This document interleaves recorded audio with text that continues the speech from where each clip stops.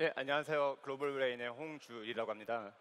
저희 방금 전에 행사 주최 쪽인 비석세스에서 좀 재밌게 즐겁게 진행을 해달라고 하셔가지고 좀 솔직히 좀 부담이 많습니다만 잘 한번 해보도록 하겠습니다.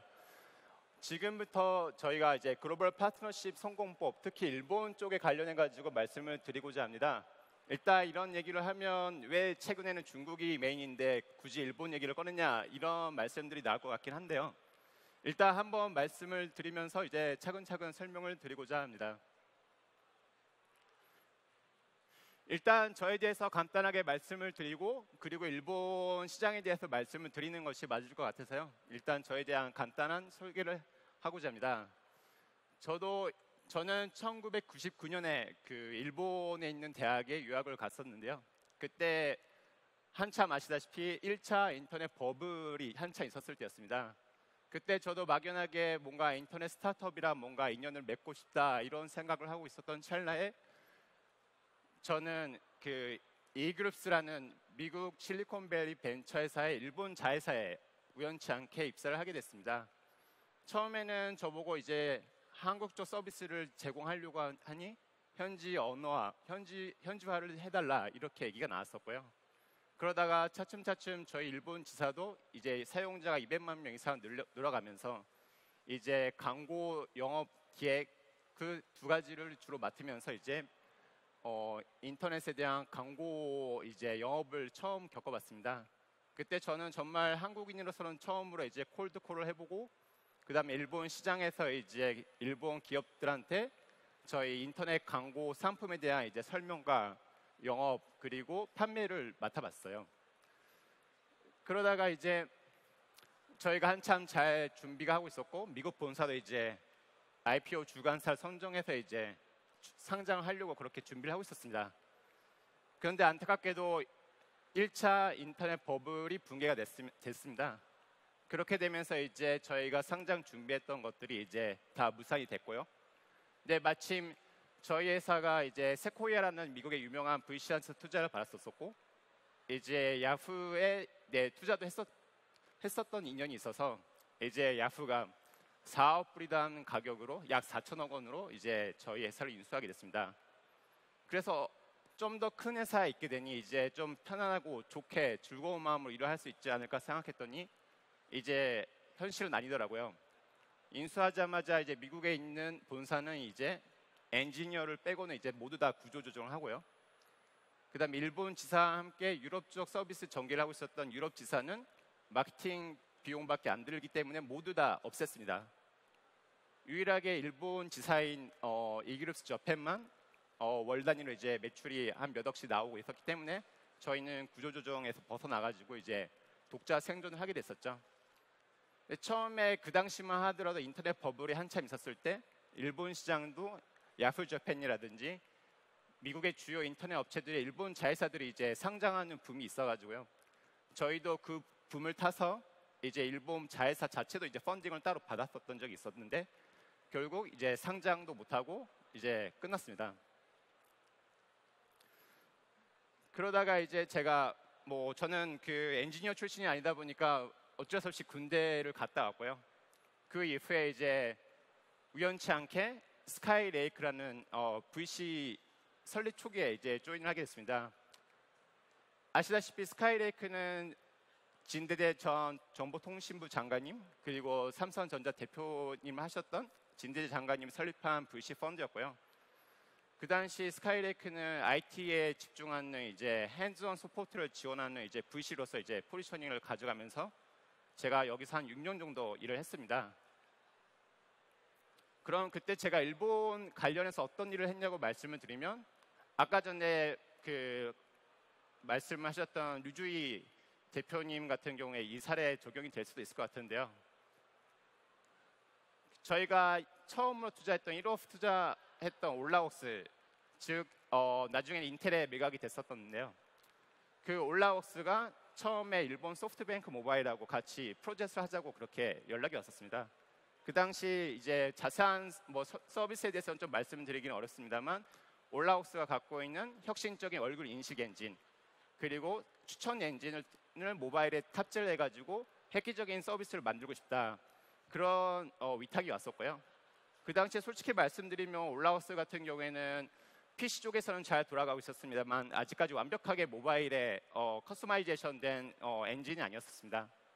그때 제가 우연치 않게 같이 일을 도와드리면서 소프트뱅크 모바일에 이제 피드백을 바로바로 이제 올라워스 엔지니어분들에게 피드백을 전달드리면서 이제 고도화를 하게 됐고요.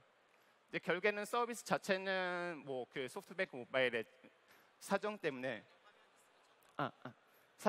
이제 결국에는 이제 무산이 됐긴 했지만 저희가 그 당시 한 10억 원 정도의 이제 매출을 확보를 하게 됐었고요.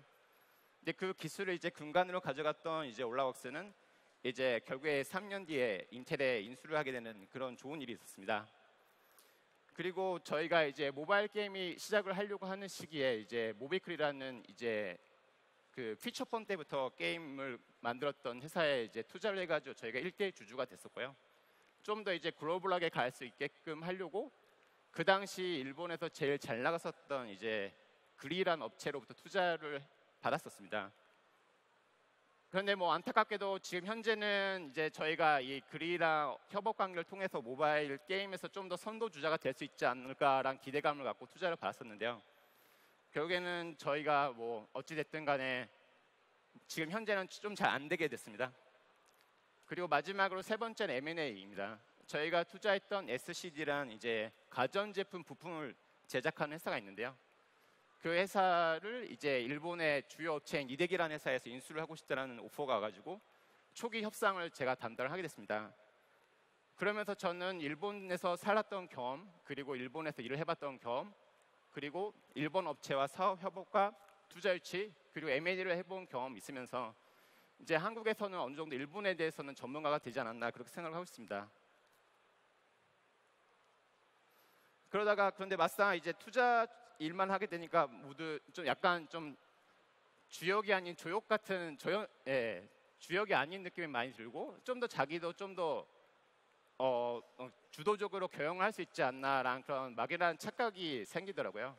그래가지고 6년 동안 다니던 스카이레크를 그만두고 이제 처음에는 이제 한 스타트업의 CSO로 가게 됐습니다. 그 스타트업은 뭐 리본즈라고 해가지고 현재 리본즈라 해가지고 그 명품 쪽 소셜 커머스를 제공하고 있는 업체이고요. 거기서는 이제 제가 CSO로 들어가게 됐습니다만 이제 제가 생각했던 방향과 공동 창업자분과의 방향이 너무나 틀려가지고 이제 한 6개월 정도 다니다가 그만두게 됐습니다. 그때 한편으로는 제가 그 창업자 아니면 대표이사 입장으로 돌이켜 본다고 하면 그때 뭐 지분이든 아니면 임원진이 그만두게 됐다고 했을 때 그때 대처하는 방안이라든지 리스크 해치에 대해서 상당히 많은 고민을 했었을 것 같고요. 지금 앞으로 뭐 창업을 하시는 분들 그리고 현재 스타트업을 하고 계시는 분들한테도 큰 고민거리 중에 하나가 되지 않나 싶네요. 그러다가 한참 고민을 하다가 저 스스로도 뭔가 창업을 해야겠다는 생각이 들어가지고 중고 명품 쪽에 이제 스타트업을 하나 만들어봤습니다. 왜 그걸 만들었냐고 하면 실제 일본이나 중국, 홍콩에서는 중고 명품 관련된 업체들이 상장을 하고 있었고요. 그 당시에 유럽이나 미국에서도 그 빈티지 아니면 중고 명품 관련된 C2C 플랫폼들이 상당히 투자도 잘 받고 엑시트도 잘 되어 있는 상황이었기에 한국도 명품 시장으로 보면 세계에서 5번째 안에 들어가는 시장이기 때문에 충분히 승산이 있지 않나 그렇게 생각을 했었죠. 근데 막상 시작을 해보니까 한국 같은 경우에는 이제 오프라인 점포 위주로 전개를 하는 업체들이 많이 있었는데요. 근데 저희가 같은 그 방향으로 전개를 하려고 하면 최소 몇 억 아니면 10억 이상의 돈이 들더라고요. 그러면 그건 좀 어렵지 않나 생각이 들어서 처음에 린하게 시작할 수 있도록 일본에 저희가 자회사를 하나 만들어 봤습니다. 왜 일본에 자회사를 만들었냐고 하면 당시 일본 같은 경우에는 그 중고 명품에 대한 유통시장이라든지 업체, 그다음 B2B 유통이라든지 그런 것들이 잘 돼 있어가지고요. 거기서 이제 저희가 소싱을 해가지고 한국에서 팔아보고 이제 정말 규모가 잘 나오는지 아니면 이익이 나는지를 검증해 보려고 했습니다. 네, 막상 돌려보니까 마진은 참 좋더라고요. 한 50% 이상 나오더라고요. 근데 고민이 하나 딱 생겼습니다. 즉 규모화를 일으킬 수가 없더라고요. 그래서 결국에는 고민하다가 1년 반 뒤에 저랑 같이 함께 했던 두 분을 이제 제가 직접 그만뒀으면 좋겠다라고 말씀을 드리고 회사도 정리를 하게 됐습니다. 그때 솔직히 말씀드리면 그 당시에 저희 어머니가 이제 말기암으로 돌아가셨던 시기랑 겹쳐가지고요. 상당히 제 개인적으로는 정말 힘들었던 시기였었고 한 몇 달 정도 이제 실제로 이제 좀 우울했던 적도 있었습니다. 그러다가 이제 뭐 그렇다고 가만히 있을 수가 없어가지고 일단 제가 이직을 하게 됐습니다. 카카오에 입사를 하게 됐고요. 근데 처음에는 좀 여유롭게 이제 라이프 있는 밸런스 있는 라이프를 추구할 수 있으면서 일을 할 수 있지 않나 생각했더니 갑자기 한 3개월 다니다가 이제 다음이랑 합병을 추진하고 싶다는 얘기가 나오더라고요. 근데 저는 처음에 그 얘기를 듣자마자 이제 이거 그냥 딜이 바로 안 되겠구나. 서로 양보를 못할 테니 그냥 딜이 무너지지 않을까 이렇게 생각을 했었는데 생각 외로 이게 순조롭게 잘 진행이 됐었고요. 그리고 저와 그리고 그 전담하셨던 팀분들과 함께 거의 한 달 동안 밤을 새면서 이 딜을 만들어내가지고 이제 다음 카카오라는 회사가 됐고요. 그 이후로는 이제 최근에 셀리스를 이제 51% 정도의 지분을 인수했던 건으로 이제 모두들 아실 수 있을 것 같지만 K벤처 그룹이라는 회사를 이제 투자 전문 자회사 설립할 때 그때 저희가 그 업무를 담당했었습니다. 그러다가 이제 4월 달부터 이제 글로벌 브레인에 합류를 하게 됐는데요. 그럼 글로벌 브레인은 어떤 VC이고 우리가 어떤 일들을 이제 투자를 받은 회사들한테 아니면 한국 회사들이 일본에 진출할 수 있는데 도움을 드릴 수 있는지 설명을 드리도록 하겠습니다. 글로벌 브레인은 두 가지 정도 크게 큰 두 가지 미션이 있습니다. 하나는 글로벌로 가는 걸 되게 중요하게 생각하고 있고요. 또 하나는 상당히 밀접한 핸즈온을 스타트업 투자하는 회사들한테 제공함으로써 그 핸즈온을 받은 회사들이 빨리 성장할 수 있도록 하는 것을 저희의 사명으로 보고 있습니다. 현재 글로벌 브레인은 전 세계에 4군데 오피스가 있고요.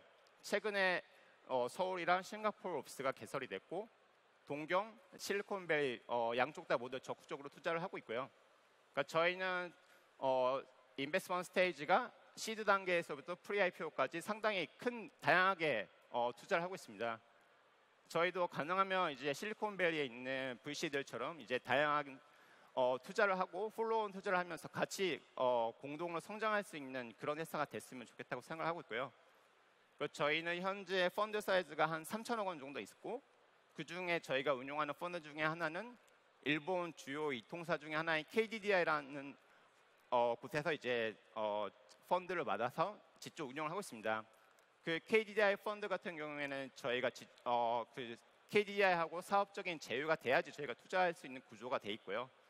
그러니까 한편으로는 이제 투자를 받으면 일본의 주요 이통사인 KDDI하고 빠른 사업적인 협업이라든지 그런 일들을 할 수 있을 거고요. 그리고 참고로 이제 그 투자를 받은 회사 중에서 몇 군데는 이제 KDDI가 인수하는 그런 사례들도 생겼습니다. 그리고 저희 글로벌 브레인은 케이스 바이 케이스로 이제 일본 주요 IT 업체들하고 이제 네트워킹도 해드리고 있습니다만 매년 한 번씩 GBAF라는 일본 주요 IT 기업들과의 네트워킹 행사를 주최하고 있습니다. 그럼 GBAF라는 것은 그럼 일본의 주요 IT 기업들이 참가하고 그 다음에 글로벌 스타트업들의 이제 저희가 오늘 비글로벌에서도 주최하고 있는 피치에서 이제 성정된 분들 그런 분들 아니면 이제 한국 말고도 이제 일본, 동남아 그리고 중국 거기서 선정받은 업체들을 다 초대를 해가지고요 피치 이벤트도 하고 그리고 일본 주요 IT 업체들하고 이제 네트워킹 할 수 있는 이벤트를 주최를 하고 있습니다. 실제 그 자리에는 이제 사업 개발이라든지 전략, 투자 담당을 하고 계시는 이제 책임자들이 참석하고 있기 때문에 그냥 단순히 그냥 세일 헬로 하고 끝나는 게 아니라 뭔가 일본에 진출할 수 있는 방안에 대해서 좀 더 심도 있게 얘기를 한다든지 아니면 실제로 일본에서 어떻게 뭐 도움을 줄 수 있는 게 있는 건지 그런 부분들이 이제 심도 있게 논의되고 있다고 보시면 될 것 같습니다. 그런데 지금 이 시기에 왜 일본 시장을 왜 언급을 할지에 대해서 많이 보실 것 같은데요. 크게 세 가지 있을 것 같습니다. 하나는 한국보다 이제 성숙하고 큰 시장 규모를 갖고 있고요. 물론 중국도 그보다 훨씬 더 큰 시장 규모를 갖고 있긴 합니다만 아래 두 가지 부분이 제일 큰 이슈가 되지 않나 싶네요. 하나는 한국보다도 창업에 대해서 보수적인 접근이 있고 지금까지 VC들에 대한 자금적인 그런 지원 같은 부분에 있어서도 실제 나라의 시장 크기 대비해서는 한국보다도 되게 많이 떨어져 있었던 부분들이 있습니다. 그러다 보니 이제 일본 스타트업들이 상당히 양적인 면에서는 많이 한국보다도 좀 뒤쳐져 있는 부분들이 있고요. 그리고 한국 분들이 한국 경영진 분들이 생각하는 이제 그 회사에 대한 미션이라든지 경영 철학이라든지 그런 부분들이 있어서 이제 제가 보기에는 좀 한국 분들이 더 우수하지 않나라는 생각을 많이 하게 되고 있습니다. 그리고 제일 마지막으로 중요한 거는 이제 기술적인 부분 그리고 완성도면 부분에서 제가 생각하기에는 일본 스타트업보다 한국 스타트업들이 우월하다고 보고 있습니다. 그런 세 가지 메리트가 있다 보니 저는 이제 한국의 스타트업들이 좀 더 적극적으로 일본 시장에 진출할 수 있는 게 좋지 않나 그렇게 보고 있습니다. 그럼 실제 글로벌 브레인은 말만 그렇게 하고 투자를 하는지에 대해서 궁금해하실 것 같은데요. 현재 저희는 5개 회사를 이제 한국에 있는 포트폴리오를 갖고 있고요. 그리고 이번 달 안에 2개 정도 회사를 추가로 투자를 완료할 예정입니다. 간단하게 설명을 드리면 저희는 이제 소셜 미디어 업체인 본봉 그리고 다들 아시겠지만 이제 커플 채팅 앱 서비스 제공하고 있는 비트윈 그리고 작년에 이제 탭조이가 인수하면서 상당한 센세이션을 일으켰던 이제 게임 분석 시스템 툴을 제공하고 있는 파이브락스 그리고 게임 일러스트레이터와 게임 개발사하고 이제 연결을 해주는 이제 플랫폼을 제공하고 있는 엠바이트 그리고 지금 IoT에 최근에 각광을 많이 받고 있는 비트파인더 이렇게 5개 회사에 투자를 했습니다. 근데 실제로 그럼 투자를 한다면 저희가 얼마나 도움을 드릴 수 있는지에 대해서 되게 궁금해하실 것 같은데요. 파이브락스 같은 경우에는 저희가 이제 일본 법인 설립이라든지 일본 지사장 채용하는 데 있어서 적극적으로 지원을 제공했었습니다. 그리고 이제 일본 현지 고객을 개척을 했었고요. 저도 실제로 이게 정말인가 못 믿었긴 했었습니다만 파이브락스의 대표님 통해서 물어보니까 이게 사실이더라고요. 실제로 이제 100개 이상의 게임 개발 업체와 만나고 이제 파이브락스에 대한 시스템에 대해서 이제 영업을 하고 이제 그들을 이제 클라이언트로 가져오는 역할을 했다고 하시더라고요. 그리고 이제 실제로 이제 파이브락스의 이제 영업용 자료라든지 아니면 법적인 주요 안내문이라든지 그런 부분들도 실제 저희가 일본어로 이제 대응을 해가지고 그들이 일본에서 본업에 집중하면서 일본 시장에 확장을 할 수 있도록 저희가 도움을 드렸었습니다. 그러면서 이제 해외 매출 창출이라든지 일본 게임 개발 업체들의 이제 피드백을 바로바로 이제 파이브락스 본사 쪽에 제공하면서 이제 파이브락스의 시스템 서비스에 대한 고도화에 대해서 상당한 많은 기여를 했다고 그렇게 자부하고 있습니다. 그리고 또 하나는 싱가포르 에드텍 회사인 에드니어가 있는데요. 에드니어 같은 경우에도 일본 쪽 진출에 대한 니즈가 워낙 커가지고 저희를 어떻게 보면 VC인데도 불구하고 SI로서 스트래테지 인베스터로 많이 봐주셔가지고 저희가 투자를 했습니다. 에드니어 같은 경우는 기존에 이제 세코이아가 투자를 했었던 각광받는 이제 에드텍 회사였는데요. 그러니까 저희가 투자를 하고 나서 일본 법인 설립이라든지 일본 지사장 채용에 대해서 저희가 적극적으로 지원했었고요. 그리고 그들이 빠른 서비스 전개를 할 수 있도록 저희가 일본 광고 주요 대행사 아니면 주요 미디어 랩사를 영업하고 그들과 일을 수 있도록 그렇게 지원을 했습니다. 그러면 앞으로 우리가 어떤 회사를 투자할 것인지에 대해서 궁금해하실 것 같은데요. 저희는 크게 2가지 테마가 있지 않나 싶습니다. 하나는 한국의 스타트업들이 이제 글로벌로 갈 수 있는 회사들, 글로벌로 갈 포텐셜이 있는 회사들을 투자를 하고 싶고요. 그런 상황에서 이제 한국이라는 시장은 어떻게 보면 시장이 작다라고 하실 수도 있겠지만 어느 정도 볼륨이 나오는 시장을 갖고 있고요. 그리고 이제 소비자들이 적극적으로 서비스를 이용하고 그 다음에 스마트폰 보급률이 80% 넘는다는 면에서 보면 충분히 매력적인 테스트 베드가 될 수 있는 시장이 아닌가 싶습니다. 그런 시장에서 경쟁력이 있는 스타트업들이 글로벌로 갈 수 있도록 저희가 도움을 드릴 수 있었으면 좋겠고요. 그리고 최근에 오토 분야가 어떻게 보면 유행처럼 번지고 있긴 합니다만 실제로 오토 분야를 많이 보다 보면 이제 정말로 오프라인에 대한 어려움 오프라인이 갖고 있는 문제점들을 이제 해결해 줄 수 있는 그런 부분들이 많이 비어져 있을 것 같고요. 그런 부분들을 이제 파괴적인 혁신으로 이제 그 오토의 시장을 바꿔줄 수 있는 스타트업들을 저희는 중점적으로 투자를 하려고 그렇게 생각을 하고 있습니다. 실제 이거는 저희가 투자한 회사도 아니고 그냥 예시로서 이제 하나 말씀을 드리려고 하는데요.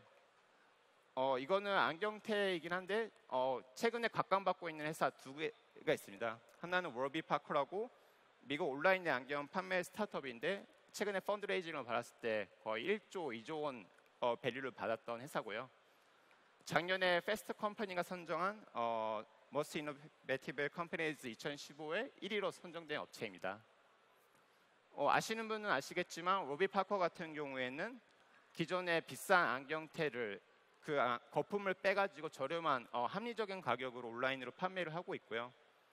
고객이 이제 주문을 하게 되면 5개 정도의 안경테를 함께 제공하고 시착을 해보고 마음에 안 들면 그냥 반품을 하면 되고요. 마음에 들면 그 중에 하나를 골라서 나머지를 돌려주는 모델로서 이제 발전을 했고요. 최근에는 오토의 개념으로 온라인 판매뿐만 아니라 오프라인에 대한 점포도 이제 하나씩 두 개씩 이렇게 만들고 있습니다.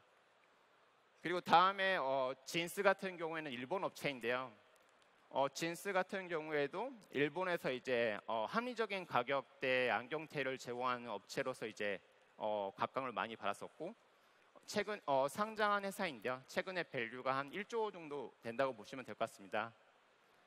이 업체 같은 경우에는 뭐 합리적인 매력적인 가격 외에도 이제 부가가치로서 이제 무게가 10g밖에 안 되는 안경테라든지 보습 효과가 있는 안경, 그리고 모니터 블루라이트 차단할 수 있는 안경이라든지 상당히 안경이라는 부분을 보면 혁신이 안 일어나는 분야들이 많이 있는데 진스 같은 경우에는 여기서 상당히 여러 가지 부가가치를 제공하면서 이제 일본에서 주목을 받고 있습니다. 그런데 생각해보면 이 두 가지 업체들이 합리적인 가격의 안경테를 제공하고 있고 미국이나 일본 시장에서 잘 되고 있는데 하나 막연하게 저희가 생각이 들지 않나 싶은 생각이 있습니다. 저희가 남대문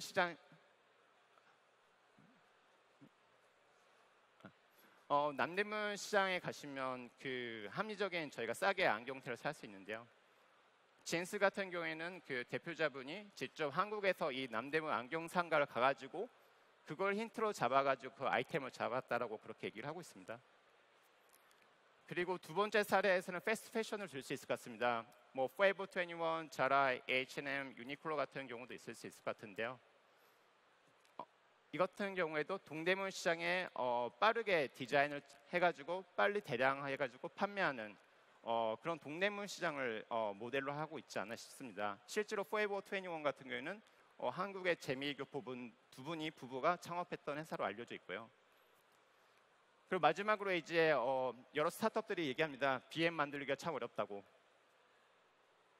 근데 이거를 하나로 예시로 들 수 있지 않나 싶습니다. 면도기, 프린터, 그리고 COC 이 세 가지 공통점은 뭐라고 생각하냐고 하면 일종의 프리미엄 모델이지 않나 싶습니다. 뭐 실제로 면도기나 프린터 같은 경우에는 뭐 공짜로 받는 게 아니고 돈을 받고 팔긴 합니다만 본체 자체는 거의 원가 수준으로 돈을 받고 추가적인 면도 날이라든지 잉크를 통해서 이제 수익을 만들어가는 구조입니다. 그리고 게임 같은 경우에도 그 프리미엄 모델 같은 경우에도 어떻게 보면 그 기존의 모델들을 이제 착안해서 만들었던 모델이라고도 볼 수 있을 것 같네요. 감사합니다.